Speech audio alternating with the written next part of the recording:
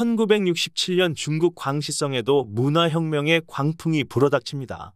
부자와 지식인, 모택동을 반대하는 이들과 혁명을 거부하는 모든 이들이 인민의 적으로 낙인 찍혀 죽어나갔습니다. 법도 절차도 없이 인민의 적은 인민이 처단한다라며 무차별적 살인 행각이 이어졌고, 심지어는 더욱 잔인하게 죽이는 방법이 교육되기까지 했습니다. 잔인하게 잘 죽이는지 지켜보기도 했죠. 1968년 5월 홍위병 간의 내분으로 2명이 체포되었는데 이들은 인민재판으로 사형을 선고받습니다. 교수형에 처해져 이미 죽은 이들의 시신을 두고 군중들은 토막내라는 구호를 외쳤습니다. 도축되듯 토막토막 잘린 이들의 시체에서 심장을 꺼내 씹어먹은 이가 있었습니다. 이것이 무녀 카니발리즘의 시작이었습니다. 학생들은 선생님을 도륙해서 불에 구워 나눠 먹었고, 광기의 어린 군중은 단 이틀 만에 150여 명의 인육을 먹어치우기도 했습니다.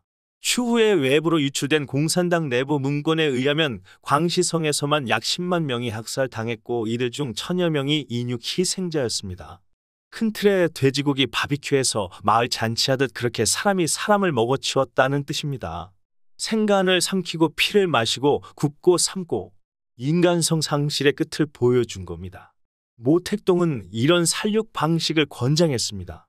홍위병들은 전국을 돌며 소위 반동분자를 색출했고 마을을 선동하여 살육을 이어갔습니다. 중국 전역에 식인 광풍이 분 거예요. 사람은 너무도 간단히 죽임을 당했습니다. 모택동에 의해 새로이 부임한 각 지역의 성장들은 반동분자 명단을 건성건성 뒤적이며 얘 죽여버릴까? 그래, 이 여자도 죽이자. 이 애새끼도 죽여버려. 야, 어제 저기는 몇 명 죽였대. 그럼 또 저기는 그래. 그럼 우리도 그만큼만 죽일까? 이런 식이었습니다. 이런 위험을 경고하면 무감각한 국민은 역시나 구시대적 발상이라고 합니다. 위구르 민족이 무참한 고문 속에 죽어가고 있는데 말이죠. 공산당 집권에 잠재적 위협이 된다는 이유로 온갖 간첩 혐의를 씌워 파룬궁 수련자들이 산채로 장기를 적출당하고 있는데도 말입니다. 예배를 드린다는 이유로 교회 건물에 포탄을 날리는 나라가 중국입니다. 또 이러한 사실이 알려질까 두려워서 마을 하나를 통째로 없애버리기도 했습니다. 이런 사실들이 잘 알려지지 않고 있다는 것에도 분노해야 합니다. 없어서 없는 게 아니라 모든 입들을 죽여버리기 때문에 없어 보이는 겁니다. 이것은 우리가 그들을 죽이느냐 아니면 그들이 우리를 죽이느냐 하는 문제다. 당신이 죽으면 내가 사는 것이 바로 계급투쟁이다. 모택동의 발언인데요. 이 발언이 살육과 식인의 면죄부가 되었죠. 지주의 아들이란 이유로 어린아이가 죽임을 당해 먹히기도 했습니다. 이런 잔혹한 역사를 고스란히 담아내고 있는 것이 마오이즘입니다. 시진핑이 마오이즘 추종자예요. 또 다른 유명한 추종자가 있습니다. 바로 리영이입니다. 이영이의 저서 전환시대의 논리, 우상과 이성은 박정희 대통령 시절의 좌파에게 교과서와도 같았습니다.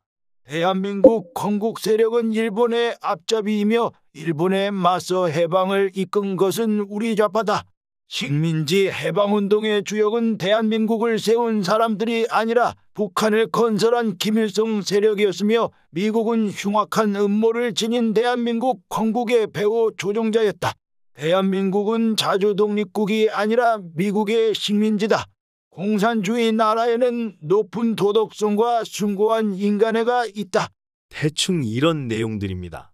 박근혜 대통령 시절 국정교과서가 요구되었던 이유를 모두 포함하고 있죠. 미제 식민시관과 항일 일하면 빨갱이도 문제없다는 거짓과 억지를 이영희는 이미 저 시대부터 선동하고 있었습니다. 그럼 이영희는 문혁을 어떻게 평가했을까요? 레닌은 최초의 사회주의 혁명은 하였으나 공업화는 못했다. 스탈린은 공업화는 했으나 인간혁명은 못했다. 마오쩌둥은 공업화와 인간혁명을 동시에 하고 있다. 문화대혁명이라는 급격하고 웅장한 변화가 이루어지고 있으며 이러한 사실은 미국 기자들만 모를 뿐 전 세계에 널리 알려진 지 오래다. 어처구니가 없죠? 이게 사람 새끼인가 싶습니다. 하지만 문혁의 실체가 차츰 세상에 알려지면서 이영희의 주장은 거짓으로 드러나게 됩니다. 그래서 전환시대의 논리에서 슬쩍 말을 바꿉니다. 전환시대의 논리는 1974년 우상과 이성은 1977년에 각각 출판되었습니다. 자신에 대한 비판이 잠잠해지자 리영이는 우상과 이성을 통해 슬쩍 본심을 드러냅니다. 중국의 문화대혁명은 스탈린의 경우처럼 무시무시한 내부 숙청이 아니라 이론 정립과 토론, 자기 비판, 설득 등 매우 인간적인 방법으로 진행되었다. 오늘날 좌파의 뻔뻔함이 리영이에게서 비롯되었나 봅니다.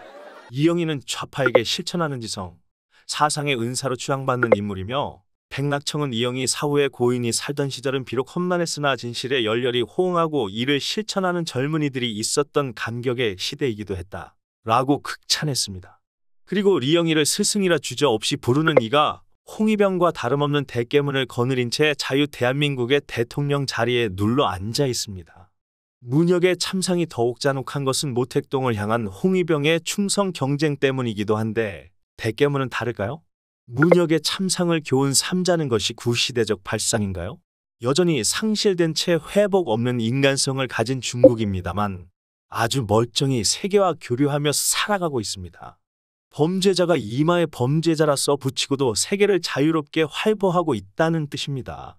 죄를 지었고 또 짓고 있음에도 합당한 처벌이 없다면 죄는 끊임없이 반복될 것이며 유력한 다음 피해자는 다름 아닌 대한민국입니다. 선거 조작이 사실이라면 우리는 인간성이 상실된 세계로 한 발 더 들어간 것과 다름이 없습니다. 몇 걸음이나 남았을까요? 미국, 일본과 협력하고 또 자유롭게 경쟁하며 발전해온 자유 대한민국이 저들의 식탁 위에 올려지기까지 몇 걸음이나 남았을까요? 인식했을 때가 기회입니다. 알았다면 멈춰 세워야죠. 있는 힘껏 방향을 틀어야 합니다. 스스로 구하지 않으면 세계 어디에도 알아서 도와줄 리는 없어요. 비통한 심정으로 가슴을 치고 괴성을 질러가며 울어야 합니다. 그래야 듣겠죠. 들어야만 손을 내밀어 주지 않을까요? 선거 조작 의혹은 특이점이자 변곡점입니다. 진영의 이익을 도모하여 권세를 누리자는 게 아닙니다. 국민이 우매하여 거듭속아서 또다시 좌파 정부가 들어선다 하더라도 다음은 있어야 하지 않겠습니까? 하다못해 내일이 거듭 반복되는 미래는 보장되어야 하지 않겠습니까?